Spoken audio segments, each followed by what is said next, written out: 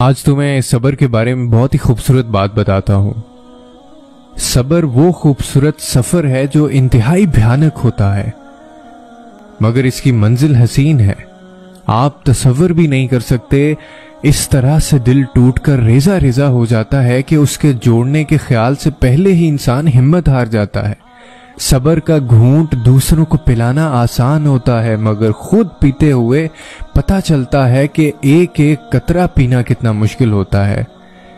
جو زخم گہرے ہوں وہ بھرنے میں بھی وقت لیتے ہیں، مگر جب انسان کو صبر آ جائے، یعنی اللہ کا پسندیدہ ہو جانا، کیونکہ اللہ تو صبر کرنے والوں کو پسند کرتا ہے نا، اور پسندیدہ چیزوں کو بے سہارا کون چھوڑتا ہے؟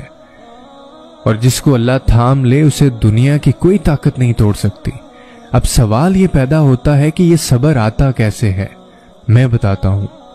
جب آپ بالکل ہمت ہار جاؤ اور آپ کی آنکھوں میں نمی ہو، دل بے ساختہ رو رہا ہو، زبان پر کوئی شکوہ نہ ہو اور پختہ ایمان ہو، ہمیشہ زندگی ایسے بسر کرو کہ دیکھنے والے تمہارے درد پر افسوس کرنے کی بجائے تمہارے صبر پر رشک کریں۔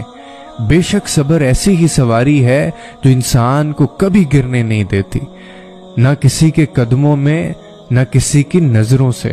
جب انسان کے پاس کھو دینے کو کچھ نہ ہو، پھر انسان اللہ کو کھونے سے ڈرتا ہے، تو بس اللہ کے قریب تر ہو جاتا ہے، اور پھر صبر کا دامن پکڑ کر چلتا چلا جاتا ہے۔